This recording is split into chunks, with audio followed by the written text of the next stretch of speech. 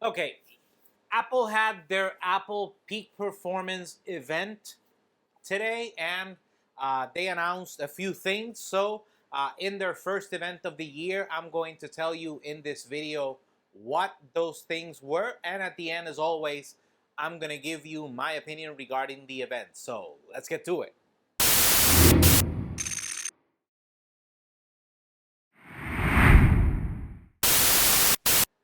Okay, so to start off, Apple announced a new iPhone SE. The iPhone SE is a bit controversial to say the least. People were expecting a whole bunch of things that never happened from the iPhone SE, which I'm going to discuss in my opinion of the event. Uh, Bottom line is it has a new processor, which is the A15, the same chip that the iPhone 13 series has. Aside from that, minor camera improvements, not much for a device that is supposed to be their entry level phone. For those of you interested, the iPhone SE comes up to 64 gigabytes for $429. And for those of you interested, you can get it all the way up to 256 gigabytes for the amount of $579. For comparison purposes, the iPhone 13 mini at 128 gigs, which is its base configuration, it costs $699 for about a $120 difference. Just get the mini. It's a smaller phone, a smaller form factor, a bigger actual screen, OLED screen. It's just better in every way. Better camera. It actually has two instead of just one. So, I mean, I guess the iPhone SE is there for those companies that just want to buy the cheapest iPhone there is and get the latest updates. That's what I'm guessing this iPhone is for. Pre-orders start on March 11th and they will start shipping, or you should be receiving them by the 18th. So that's basically what they had for the iPhone SE. The next thing Apple announced was the iPhone 13 and 13 Pro, just a new color, green. If you actually see them side by side, there is a small difference in the color. The one for the Pro models looks a little bit lighter, in my opinion. Actually, the one from the iPhone 13 reminds me a lot of the ones for the iPhone 11. The Pro version for the iPhone 11 had a very similar green color. It's not exactly the same, but it was kind of similar. Anyways, same colors, the colors, green, same prices as the previous iPhone 13 models. Pre-order also starts on the 11th, and should start receiving it, or they should be available in stores on the 18th. The next thing we're going to talk about is the iPad Air. For those of you who thought that putting an M1 processor was overkill on an iPad Pro, great news. They did it for the iPad Air. Yes, Apple actually, I'm sorry, Apple actually put the M1 processor on the iPad Air. I was one of those people that thought that it was overkill, especially since everybody thought that they were going to bring Final Cut and those Premiere or those professional type of apps over to the iPad OS system. They never did. So putting the M1 on an iPad Air is completely illogical, in my opinion, as it was for the iPad Pro. Maybe I could see it happening on the iPad Pro, but definitely not on the iPad Air. It's just way too much performance for a device that's never going to get to use all of it. And aside from that, I'm pretty sure that if they would have just put the A15 on it, it would have had a lot longer lasting battery life. Although they did not say that it was really affected. The only other update that the iPad Air brought was a 12 megapixel ultra wide camera, just so it will have the center stage, and that way all the iPads throughout the lineup have the center stage feature. Since they brought it to the iPad mini, everybody was like, okay, but the iPad Air is the one that doesn't have it. Well, now you can't say that anymore. Anyways, for those of you interested, the iPad Air starts at $599. That is in a 64 gigabyte configuration. Pre-orders start on the 11th. It's kind of a trend, right? And they will be available in stores, or you should be receiving them by the 18th. The next thing Apple talked about was a new processor. This new processor is called the M1 Ultra. Apple has to do something regarding those processor names. It's going to be very confusing after the first half of this year when they start shipping M2 chips and everybody starts thinking that the M1 Max and the M1 Ultra is old news. Anyways, basically the M1 Ultra is two M1 Max chips tied together or put together. They figure out a way. I don't know if you guys have seen other YouTubers that actually look at the internals. They actually found that the M1 Max had a connector that was not being used. Now we know what the connector was for. The connector was in order to add two of them together in order to make it work like just one processor. They say that no additional programming is required by neither the OS developer, which is them, or any app developer. They won't have to do any additional steps. It'll just work seamlessly. Obviously, we'll have to take their word for it. It's not like we can actually install a base Windows on it because they took out the boot camp feature. So we'll just have to take their word for it on that part. Now that they put the two processors together, that will be able to upgrade the computer up to 128 gigs of unified memory, or unified memory is their equivalent of the RAM. It has a 20-core CPU that will be divided in 16 high-performance cores and 4 high-efficiency cores. The 4 high-efficiency will be low battery draining, so when you're browsing the web, stuff like that, it'll probably use those. And when you're doing intensive tasks like 3D rendering, photo editing, video editing, it will use the other 16. For those of you interested, you will be able to configure it with up to a 64-core GPU, or graphic processing unit. That is very impressive, at least in numbers. It's very impressive.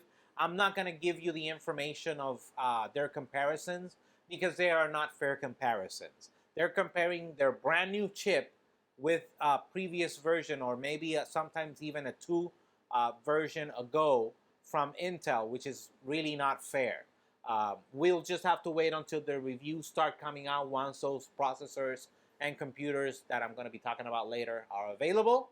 And then we will see if it's a better comparison, because Intel, NVIDIA, and AMD actually jumped back right into the pool in processors. They showed everybody, no, don't count us out just yet. We still got something up our sleeves. Anyways, with a new processor comes a new device, and this device is called, it's a brand new device called the Mac Studio.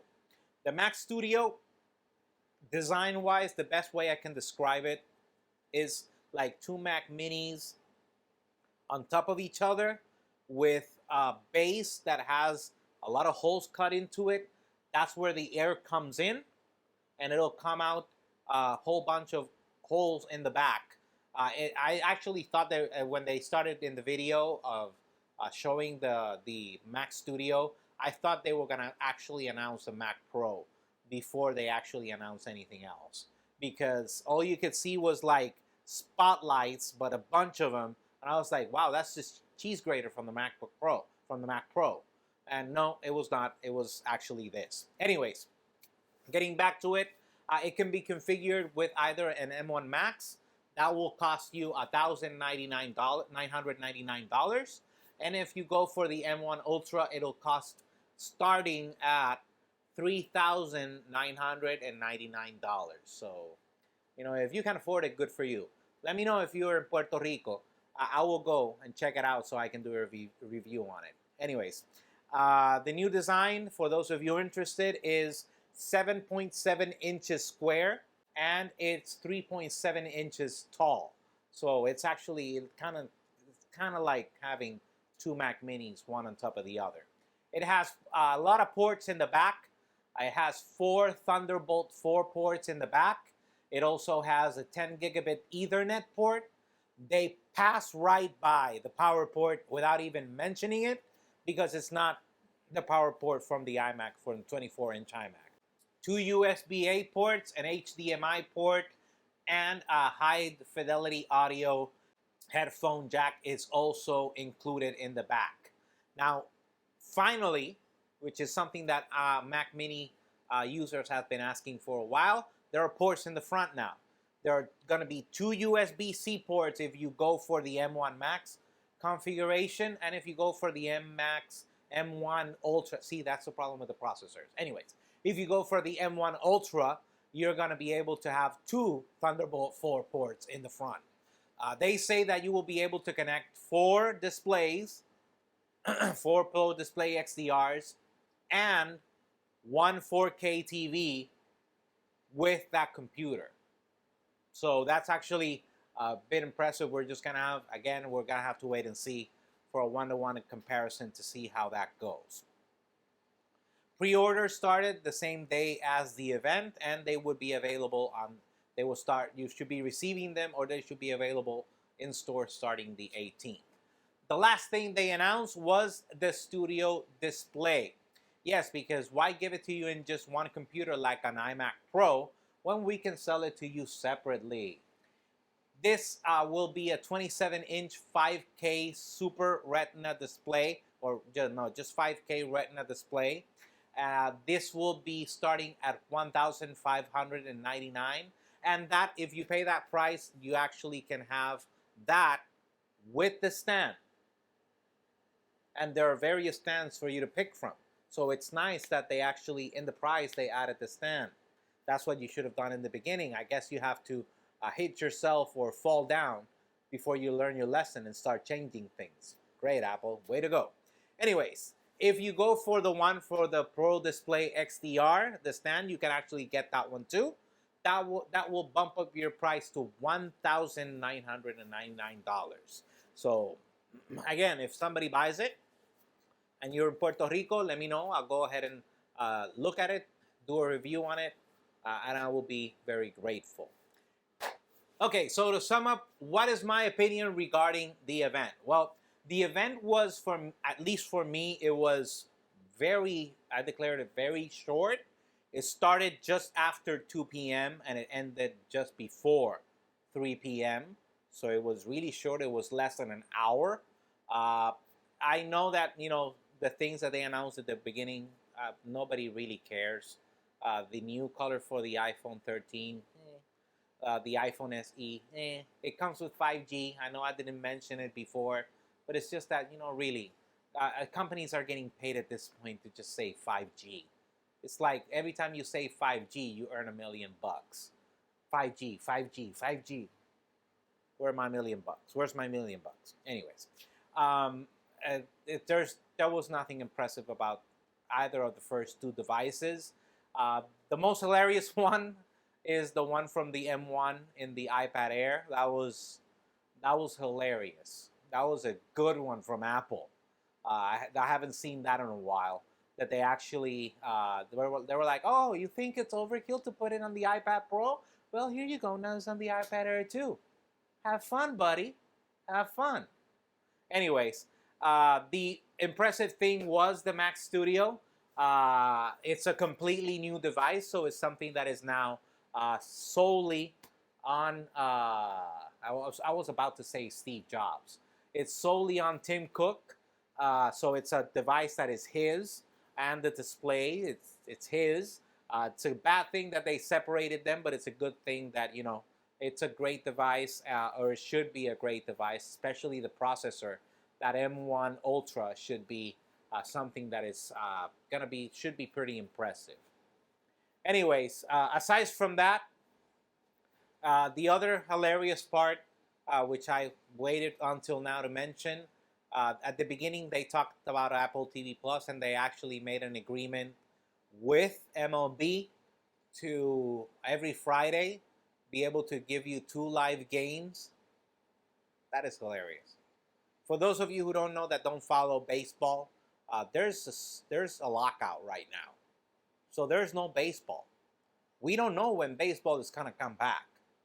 But they already announced that they have the rights to play 2 games on Fridays at Apple for those Apple TV Plus subscribers. So, oh well, we'll just have to wait and see when the season starts. Anyway, if you like this video, go ahead, or if you have an opinion regarding anything from the event, go ahead and leave it downstairs at the comments. While you're down there, as always, hit that like button, subscribe, press that share, help us grow so we can keep giving you these videos, which is what I love to do, talk about tech. Remember, I'm on Twitch every now and then. I'm not consistent. It's whenever I can. I try to be on Twitch. Normally, it's pretty late because the guys that I play from are from the center of the United States. So it's pretty late at night, but I do my best. I am the worst Warzone player ever. I do a good job with the planes, but in the rest of the game, I just completely suck. But if you want to go make fun of me or talk about tech, which I actually prefer, but if you want to make fun of me, it's all in good fun. I don't care. Just go ahead and go. I'm available on Twitch. Just search Jerry Abrams Tech. Anyways, as always, I'm available on Facebook, Instagram, Twitter, and obviously YouTube. I really rambled today. Anyways, I'm always available on Facebook, Instagram, Twitter, and obviously YouTube at J.R. Abrams Tech, so you can stay up to date with the latest news and rumors about tech. Until next time. Wow. I really, really rambled today. Wow.